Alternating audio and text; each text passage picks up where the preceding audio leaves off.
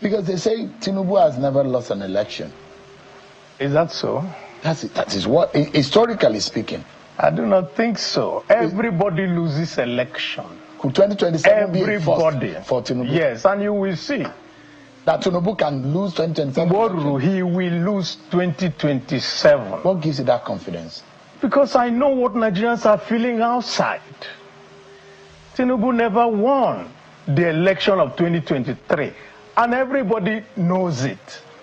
Those who want to bet, we said, fine, he has been declared winner, no problem. We acknowledge him as president, no problem. But we're going to meet him in the field. And I will see how he's going to cobble together that thing that will make him win again. It won't work. Because this time, everybody will be ready.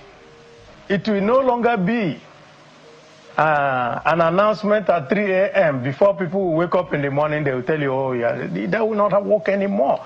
This time, people are ready, and we are ready. And the masses outside are even more ready. If you do an election today, you know what it's going to cost. How would you deal with this? That is the problem. APC controls a quarter of the states in this country. What is left for the for parties other than the APC is less than a third of the states of the federation.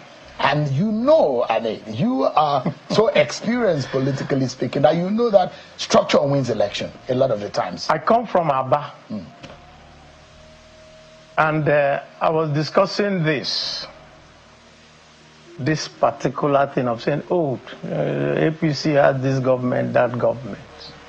And people were a little worried. And I asked one of them a question. In fact, that question was asked by Governor Peter Obi. He asked someone, so this Abaribe here, will he go to area market and tell them to vote for Tinubu? He can't try it. Most of all these people who are telling you that they are following President Tinubu cannot go to their homes and say it. They can't. Why? Because they're going to be stoned when they go to say such a thing.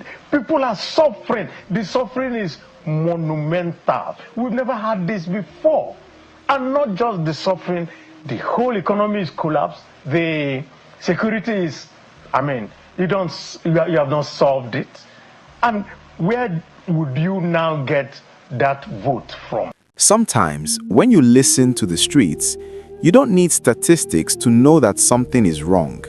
You hear it in the silence of hungry homes, in the anger of young people with no jobs, and in the fear that follows people everywhere they go. This is the Nigeria many of us wake up to every day, and this is the mood behind the words spoken by Abaribe about the political future of the country. He speaks from a place many Nigerians understand very well, a place of deep disappointment. He argues that the hardship people are facing today did not start by accident, and it did not come without warning.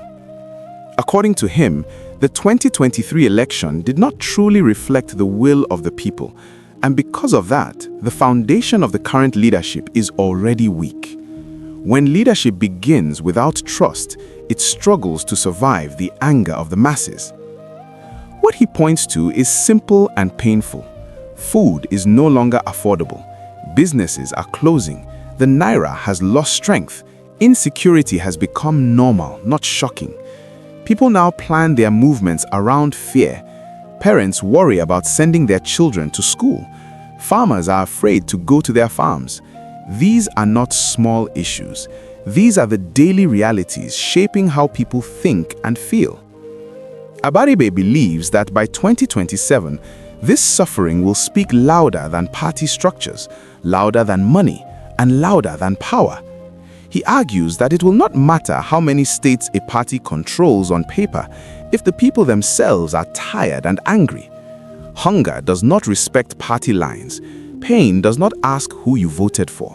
When the masses reach their limit, they respond in ways no political calculation can fully control. He makes it clear that this is not just about one man or one party. It is about a system that has failed to protect the ordinary Nigerian. a system that has allowed insecurity to grow while leaders argue, a system that watches young people lose hope and then wonders why the streets are restless. According to him, this growing frustration is creating a silent agreement among Nigerians that things cannot continue this way. There is also a strong warning in his words. Power should never assume that the people will always endure quietly. Nigerians have endured a lot, yes, but endurance has a breaking point. When people can no longer feed their families, when dignity is taken away, and when the future looks empty, patience turns into resistance. From his view, 2027 will not be decided only by party meetings or campaign posters. It will be decided by memories. Memories of hardship, memories of broken promises, memories of nights without food and days without hope. He believes these memories will guide the choices people make when the time comes. As Nigerians, this message hits close to home. We know what it means to survive instead of live. We know what it feels like to hope every new government will be different, only to be disappointed again.